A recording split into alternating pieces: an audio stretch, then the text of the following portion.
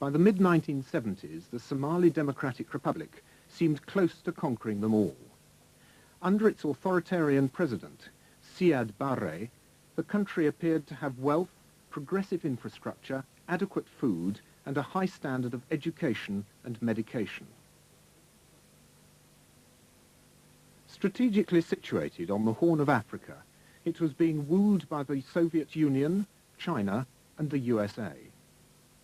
The enterprising Somali population, a beautiful race descended from Arabs and North Africans, were quick to turn this aid into progress, for although mostly nomadic, they were good at business and adapting to new ways. In the late 19th century, the capital, Mogadishu, its name meaning seat of the Shah in ancient Persian, was being considered by the colonial powers. They all had designs on this region, commanding the southern approaches to the Suez Canal and important sea routes along the east coast of Africa. It was an easy takeover, for the Somali elders were happy to recommend being under the protection of any nation offering friendship, a characteristic which would one day prove a destructive cocktail.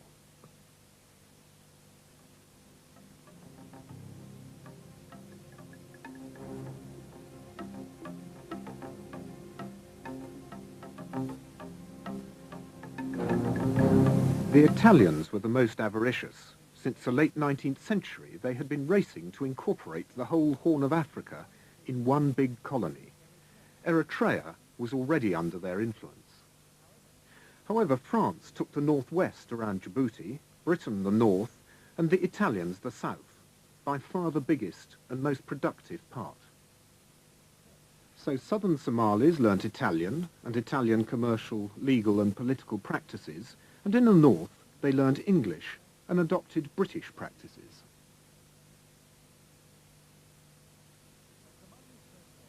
A Somali's first loyalty is to his sub-clan, then his clan, the basis of Somali culture, and these allegiances run deep. Minor disputes, once settled with clubs and spears, would assume horrific proportions with the introduction of modern automatic weapons. To the west, the nominally Christian Ethiopian Empire also had its eyes on Somaliland.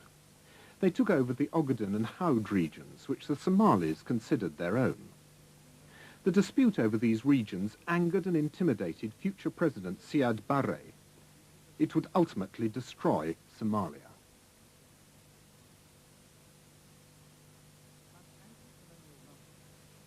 But anti-colonial rumblings had started long before his birth, and being a Muslim country, it was religion which started them in 1898. Mohammed Abdullah Hassan, dubbed the Mad Mullah by the British troops, declared a jihad against the Christian invaders from Europe and Ethiopia. A master tactician, he could not be defeated. He died in the influenza epidemic of 1920, shortly after British bombers destroyed his fort at Telle. The dream of a united Somalia temporarily died with him.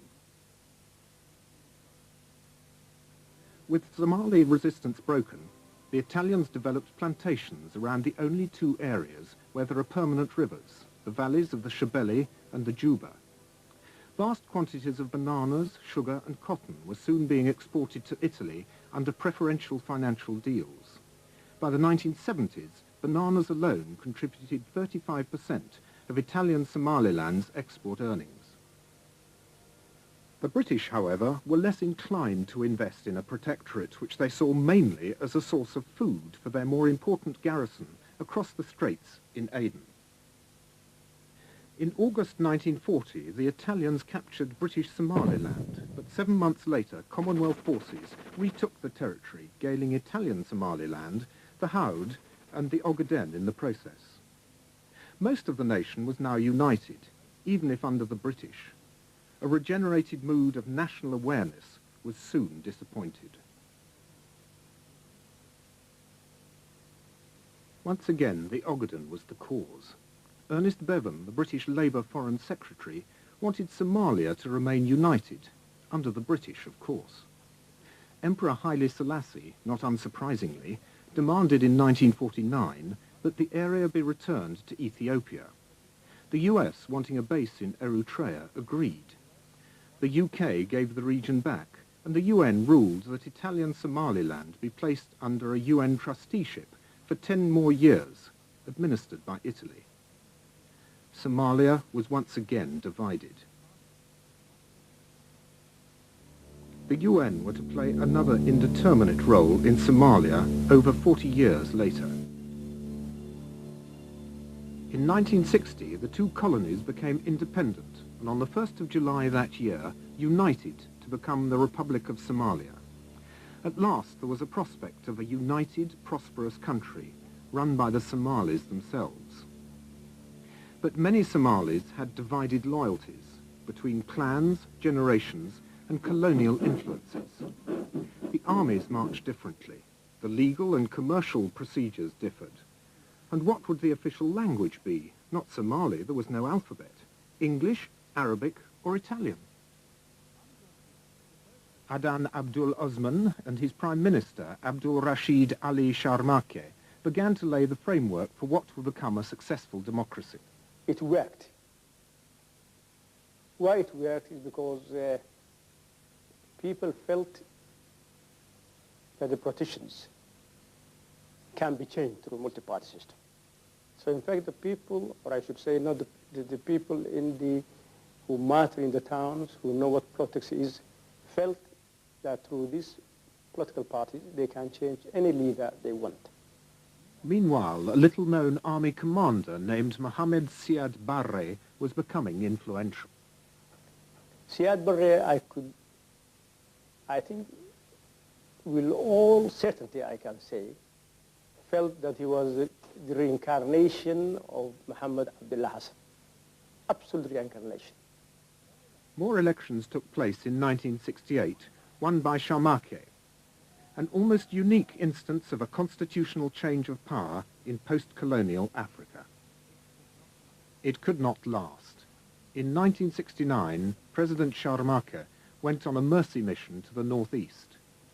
He never returned. When a head of state is assassinated, it is very rare that there is not a political motive or a political explanation, but it may be well below the surface. It may be obscured because of the interests of the parties or the importance of the parties concerned. It's easy to believe the current story that a demented soldier made a decision unrelated to political reality for personal or local reasons. But of course, we live in a period now when archives are being opened, and there is little doubt in my mind that the opening, for example, of the KGB archives will reveal a greater depth to these issues and may throw some light in what historians have suspected was an implication, an involvement in Siad Barre's coup d'etat. It has been mentioned as a possibility by several writers, but no one else to date has produced the hard evidence. But that may now be possible. A few days later, on the 21st of October 1969, Radio Mogadishu announced that Major General Siad Barre had staged an allegedly bloodless coup. Relentlessly making decisions, he quickly consolidated his position. Proclaiming himself president, he abolished the National Assembly and personally headed an appointed 25-member Supreme Revolutionary Council. Initially, the people supported him. Born in the Ogaden, he was an anti-colonialist. Many who hadn't supported the coup were detained, including then-Colonel Mohammed Farah Aidid, who had always distrusted Barre. An affiliation. It was a refreshing break with tradition, but it would not last. Barre, then gaining aid by cleverly setting superpower against superpower, was trying to turn Somalia into a modern state. While the Russians provided arms and advisors, Chinese money and loaned workers built roads into the interior and along the coast, linking towns that had never before been easily accessible. His scientific socialism was not dogmatic and instilled a feeling of optimism. His limited nationalization was also initially unauthoritarian. I believe that Siad Barre never bothered to read what scientific socialism was. He never bothered to read what Lenin said, what Marx said, but he believed that to get something out of the Russians, you have to proclaim that you are a socialist, that you are a communist, and this is the only reasoning that the Russian power accepted. In this hectic era, new government buildings were put up. Factories were built, producing products as diverse as tiles, processed fish, pasta, cigarettes and matches. The fertile fishing grounds were exploited for export. Traditional exports of Somali livestock went to the Arabian Gulf countries and the rest of Africa, in demand because they were disease-free and naturally produced. Tourism was encouraged along the second longest coast of Africa. Mogadishu had stunning hotels built and safari trips exploited the varied wildlife. Barre also refused to listen to experts who said that things could not be done. The fertile area between the Juba and the Shabelle rivers was being overrun by sand dunes. Undaunted, Barre created a task force of civil engineers and workers who, aided by volunteers on the weekly day off, Friday, stopped the dunes' advance by planting local cacti and shrubs. It was an unqualified success.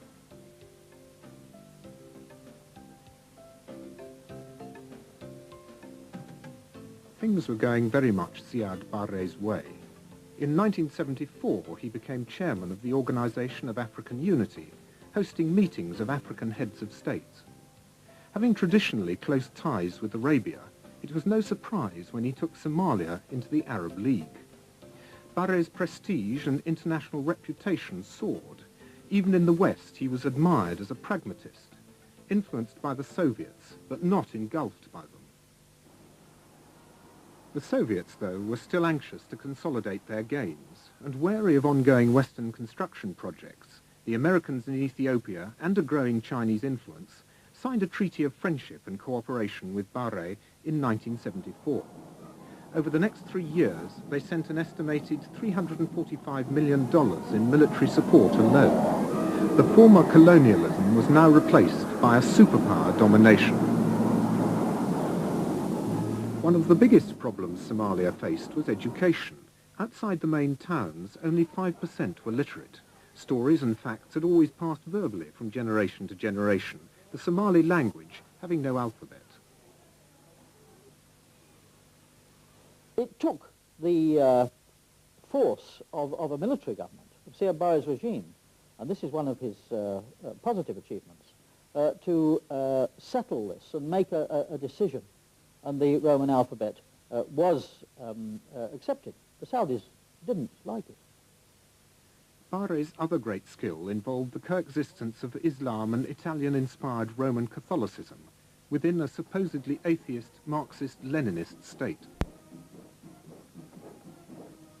Barre, a chain-smoking insomniac, was now running the government as a personal enterprise, and resentment was building up. However, with an economy relying for the most part on aid rather than adequate production, it began to founder. Corruption was rife. Tax avoidance a national sport. An unofficial clan-based cash economy bypassed the financial institutions, emptying the government's coffers.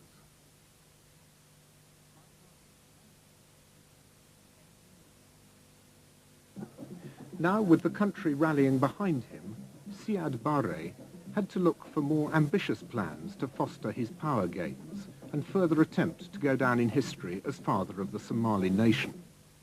One belief that would always unite the race.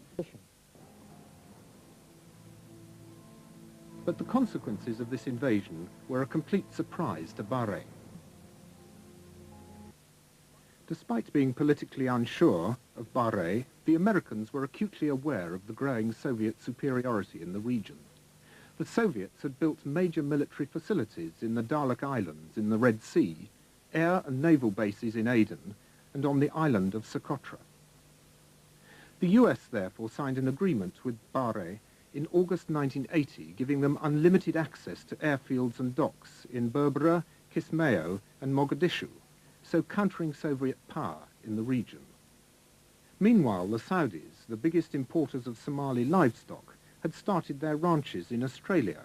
Exports plummeted. To atone, Saudi Arabia helped out with 2 years free oil. But there might have been an ulterior motive. Somalia was sitting on oil fields that would have been easier and cheaper to exploit than the Middle Eastern ones.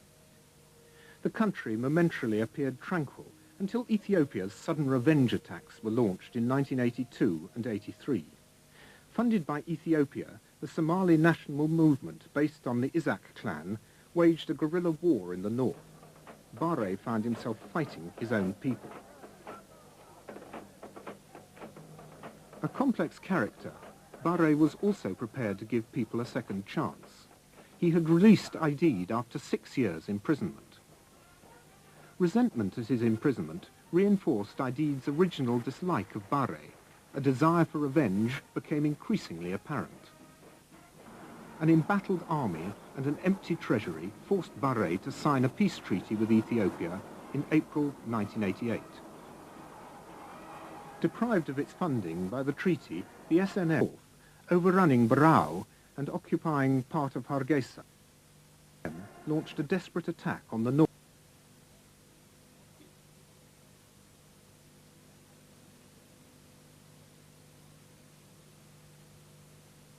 Barre was furious and unleashed the full strength of his forces against the rebels. Mercenaries bombed the rebel cities, their own people. Artillery barrage, as many Somali pilots refused to kill their finished the job. The SNM policy militarily seemed to me to be very misguided.